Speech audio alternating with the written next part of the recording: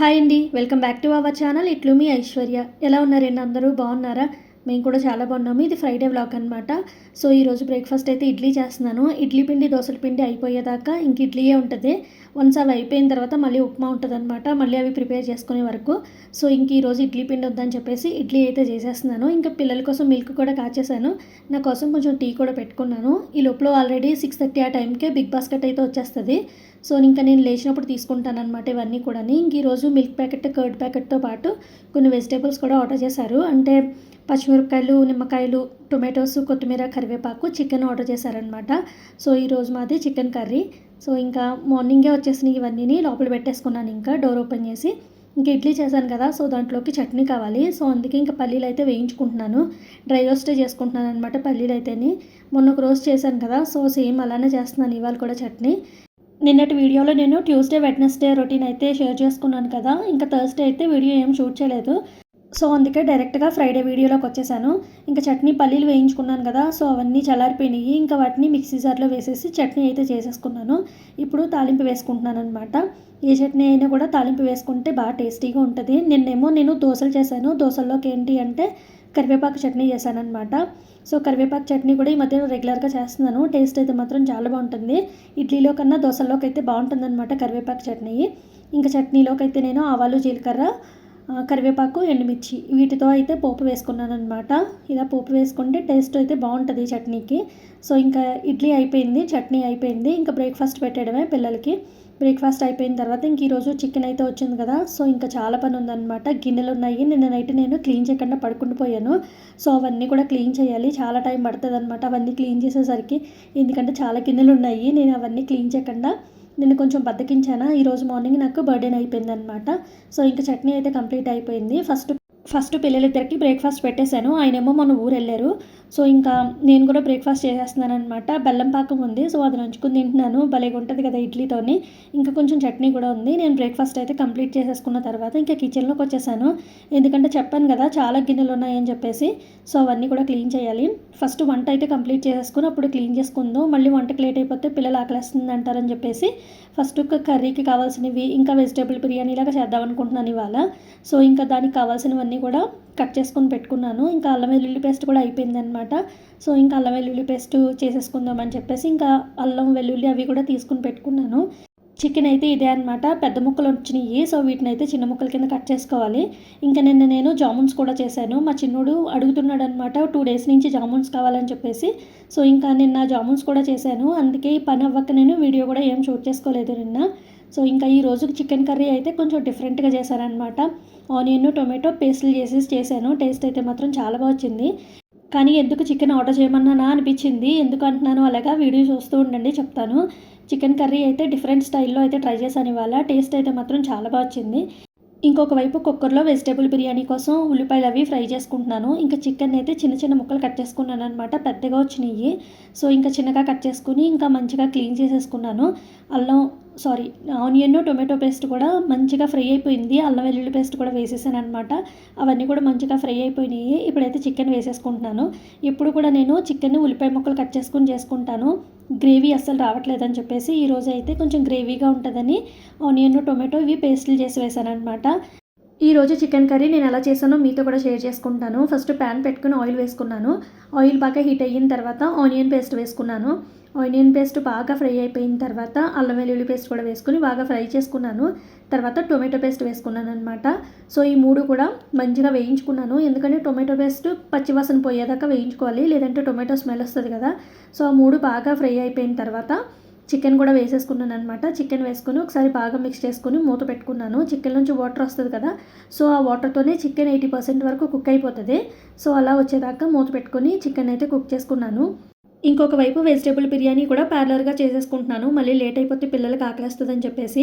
Chicken అయితే మంచిగా cook అవుతుంది కదా, అలా కుక్ అయ్యేటప్పుడు టేస్ట్కి సరిపడినంత సాల్ట్, కారం, కొంచెం చికెన్ మసాలా కూడా వేసుకొని మళ్ళీ మూత పెట్టుకొని మసాలాలన్నీ బాగా వేగదాకా మళ్ళీ కుక్ చేసుకున్నాను అనమాట. సో మధ్య మధ్యలో కలుపుకుంటూ ఉండాలి, లేదంటే మాడిపోతుంది. సో చికెన్ అయితే మంచిగా కుక్ అవుతుంది కదా. ఈ లోపల పక్కనే వెజిటేబుల్ బిర్యానీ వాటర్ కూడా మరిగిపోయింది. సో ఈసారి అయితే నేను వెజిటేబుల్ బిర్యానీలో పొటాటో కూడా వేసాను అనమాట. అసలు యాక్చువల్గా నేను పొటాటో వేయను, ఎందుకో నాకు చప్పగా అనిపిస్తుంది. కానీ మొన్న మా హస్బెండ్ చేశారు కదా, సో బాగా టేస్టీగా అనిపించింది. సో అందుకే నేను కూడా పొటాటో అయితే వేయడం స్టార్ట్ చేశాను.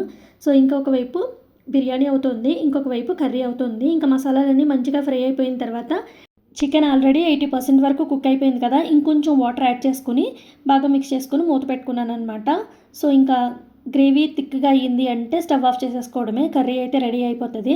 చూడడానికి భలే ఎమ్మీగా అనిపిస్తుంది కదా, టేస్ట్ కూడా బాగుంది. ఇంకొక వైపు అయితే వెజిటేబుల్ బిర్యానీ కూడా కుక్ అవుతుంది. ఆల్రెడీ కొంచెం రైస్ కూడా పెట్టేశాను, ఎందుకంటే మళ్ళీ పిల్లలు కర్డ్ రైస్ తింటారంటారేమో అని చెప్పేసి కొంచెం రైస్ కూడా పెట్టాను అనమాట. సో నేను ఇప్పుడు రైస్ పెట్టాను, రసం పెట్టాను, చికెన్ కర్రీ, ఇంకా వెజిటేబుల్ బిర్యానీ, ఇవన్నమాట మా లంచ్ స్పెషల్స్ అయితే.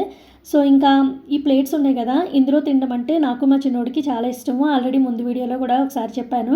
సో ఇంకా సరదాగా ఆ ప్లేట్లలో తిందాము అని చెప్పేసి అయితే తెచ్చుకున్నాం అనమాట. మొన్న ట్రిప్కి వెళ్ళాం కదా, సో అప్పుడు మిగిలినవి అనమాట ఆ ప్లేట్స్. సో అందుకే ఇంకా వాటిని అయితే ఇలా యూస్ చేస్తున్నాము. చికెన్ కర్రీ అయితే ఇంకా లాస్ట్లో కొత్తిమీర వేసి స్టవ్ అయితే ఆఫ్ చేస్తానమాట. కర్రీ టేస్ట్ అయితే చాలా బాగుంది. సో ఇంక ఇవే అనమాట మా లంచ్ స్పెషల్స్. ఇంకా పిల్లలిద్దరికీ పెట్టేశాను, నేను కూడా పెట్టేసుకున్నాను. ఒకేసారి ముగ్గురం కూర్చొని అయితే భోజనం చేసేస్తున్నాము. మోస్ట్లీ మేము నలుగురం కూర్చుని కబుర్లు చెప్పుకుంటూ భోజనం చేస్తాము. లేదు అంటే టీవీలో ఏదైనా మూవీ కానీ, లేదు అంటే ఫుడ్ వీడియోస్ ఉంటాయి కదా, సో అవి కానీ పెట్టుకుని భోజనం చేసేస్తామన్నమాట. ఏదైనా పిల్లలకి ఇష్టం లేని కర్రీ ఉంటుంది కదా, సో అలాంటప్పుడు నేను పిల్లలకి తినిపించేసి అప్పుడు తింటాను. ఎందుకంటే వాళ్ళని తినమంటే సరిగ్గా తినరు, ఎందుకంటే వాళ్ళకి ఇష్టం లేని కర్రీ కదా, సో అందుకనే అలాంటప్పుడు అయితే వాళ్ళకి తినిపించిన తర్వాత లాస్ట్లో నేను తింటాను. లేదు సండేస్ ఇలాంటి టైంలో అయితే మాత్రం మేము నలుగురం కూర్చొని కబుర్లు చెప్పుకుంటూ తింటామన్నమాట. ఇంకా లంచ్ అయిపోయిన తర్వాత వస్తాయి కదా బోల్డ్ గిన్నెలు, ఇంకా అవన్నీ కూడా క్లీన్ చేశాను. నేను నైట్ కూడా క్లీన్ చేయలేదు అని చెప్పాను కదా, ఇంకా అవి ఇవి కలిపి బోల్డ్ అయిపోయినాయి అనమాట. డైరెక్ట్గా ఇంకా లంచ్ చేసేసిన తర్వాత ఒకేసారి అన్నీ అయితే క్లీన్ చేసుకున్నాను. ఇంకెప్పుడు నైట్ టైం గిన్నెలు క్లీన్ చేసుకోకుండా పడుకోకూడదురా బాబు అనిపించేసింది అనమాట. అన్ని గిన్నెలు వచ్చేసినాయి, తోమలేకపోయాను అసలు. లంచ్ కూడా అయిన తర్వాత క్లీన్ చేశానేమో, ఇంకా బ్రేక్ఫాస్ట్ రాత్రి మిగిలినవి అన్నీ ఒకేసారి క్లీన్ చేయాల్సి వచ్చిందనమాట. సో అసలు యాక్చువల్గా నేను ఉంచుకోను, నైట్ ఎప్పుడైనా కొంచెం లేజీగా అనిపించినా, లేదంటే చేతులు నొప్పి వచ్చినా, అలాంటప్పుడు మాత్రమే నైట్ గిన్నెలు క్లీన్ చేయకుండా వదిలేస్తాను. లేదు అంటే అసలు ఉంచను అనమాట, నైటే క్లీన్ చేసేసుకుంటాను డిన్నర్ అయిపోయిన తర్వాత. ఇంకా పిల్లలు స్కూల్ ఓపెన్ చేశారు అంటే ఖచ్చితంగా నైట్ క్లీన్ చేసుకుని పడుకుంటాను. ఎందుకంటే అర్లీ మార్నింగే 5:30కే లేచి లంచ్ బాక్స్ అయితే ప్రిపేర్ చేయాలి కదా, సో అందుకనే ఇంకా కాసేపు అలా కూర్చునేసరికి ఈవినింగ్ అయిపోయింది. ఐషు ఏమో టీ పెడతానన్నది, సో ఇంక పెట్టమని చెప్పాను అనమాట. మొన్న ఆల్రెడీ 2 టైమ్స్ పెట్టింది, సో కొంచెం అలవాటు అయిందనమాట టీ పెట్టడము. ఇంకా టీ పెడతాను అనేసరికి పెట్టమన్నాను. టీ పెట్టేస్తుంది అనమాట, నాకులాగే కప్పులతో కలుచుకుని మరీ పెడుతుంది పాలని. సో ఇంకా మార్నింగ్ చేసిన రైసు, వెజిటేబుల్ బిర్యానీ, రసం, చికెన్ కర్రీ అన్నీ ఉన్నాయి. నైట్ డిన్నర్కి అయితే ఏం ప్రిపేర్ చేయక్కర్లేదు. సో ఇంక ఇప్పుడు మా ఇష్యూ టీ పెడుతుంది కదా, కొన్ని గిన్నెలు వస్తాయి టీ తాగిన కప్స్ అవన్నీ, సో అవి క్లీన్ చేసుకుంటే సరిపోతుంది.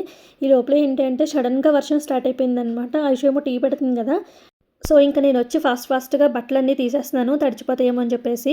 ఎవ్రీడే కూడా ఈవినింగ్ టైం వర్షం పడుతుంది, భలే చల్లగా అనిపిస్తుంది. ఈవినింగ్ అయ్యేసరికి ప్రశాంతంగా అనిపిస్తుంది అనమాట. ఆఫ్టర్నూన్ కూడా పెద్ద ఎక్కువేం ఎండ కాయట్లేదు, ఒక 3 డేస్ నుంచి మంచిగా చల్లగానే ఉందన్నమాట మాకు అయితే క్లైమేట్. మీకు ఎలా ఉందో కామెంట్ చేయండి. ఎండలు అయితే బాగానే కాస్తున్నాయి అని చెప్తుంది అమ్మ, పాపం ఉండలేకపోతున్నాం అసలు, చాలా దారుణంగా కాస్తున్నాయి ఎండలు అని చెప్తుంది. మీకు వర్షాలు పడుతున్నాయో లేదో కూడా కామెంట్ చేయండి. ఇంకా నేనైతే బట్టలన్నీ తీసేసి ఇంకా లోపల పెట్టేసుకున్నాను. ఈ బట్టలన్నీ కూడా మడత పెట్టాలన్నమాట. ఈ రూమ్ అయితే అసలు ఒక 3-4 డేస్ నుంచి సర్దుదాం అని చెప్పేసి అలానే వదిలేసాను రూమ్ని. సో అవన్నీ సర్దాలి, చాలా చాలా అంటే చాలా దారుణంగా తయారు చేశారనమాట పిల్లలు. మా చిన్నోడు ముఖ్యంగా ఆడుకునేవన్నీ ఈ రూమ్లోనే ఉంటాయి. సో తీయడం మళ్ళీ దాని ప్లేస్లో పెట్టకపోవడం వల్ల మొత్తం ఫ్లోర్ అంతా జల్లేశాడు. సో అవన్నీ కూడా సర్దాలన్నమాట. ఫస్ట్ అయితే ఇంకా బట్టలన్నీ మడత పెట్టేసుకుంటే తర్వాత ఇంక అవన్నీ సర్దుకుందాంలే అని చెప్పేసి అనుకుంటున్నాను. ఒక 3 డేస్ నుంచి రోజు అనుకుంటున్నాను ఈ రూము సర్దుదామని చెప్పేసి. కిందంతా చూపిస్తాను చూడండి ఎంత దారుణంగా ఉందో. ఇంకా పిల్లల కోసం సిస్టమ్ కూడా తీసుకున్నారు, అది కూడా ఇక్కడే పెట్టారు. ఎందుకంటే సిస్టమ్ పెట్టుకోవడానికి ఇంకా టేబుల్ తీసుకోలేదు. సో ఇంకా అది సెట్ చేసేదాకా ఇంకా ఈ రూమ్ అయితే అలానే ఉంటుంది. అమ్మ తీసుకొచ్చిన కారం, వడియాలు, ఉప్మా రవ్వ చేసుకోవడానికి రైసు మంచిగా కడిగేసి ఆరబెట్టి తీసుకొస్తుంది. అవన్నీ కూడా నేను డబ్బాల్లో వేసుకోకుండా ఆ రూమ్లోనే ఉంచేశాను. అవన్నీ కూడా సర్దుకోవాలి, డబ్బాలు ఏమీ ఖాళీ లేవని చెప్పేసి అలానే అట్టే పెట్టాను. టీ కూడా మరిగిపోయింది. ఇంకా ఐషు టీ వడకబెట్టి ఇచ్చేసింది నాకు. టేస్ట్ అయితే మాత్రం చాలా బాగుంది. వీళ్ళిద్దరూ కాసేపు షటిల్ ఆడుకుని వస్తామని చెప్పేసి కిందకి వెళ్తున్నారు. వీళ్ళ ఫ్రెండ్స్ ఎవరూ లేరనమాట. మొత్తం అందరూ ఊర్లకి వెళ్ళిపోయారు. వీళ్ళిద్దరే ఉన్నారు. సో వీళ్ళిద్దరే కాసేపు అయితే ఒక అరగంట అలా షటిల్ అయితే ఆడేసుకొని ఇంకా పైకి వచ్చేస్తున్నారు ఎవ్రీడే కూడాని.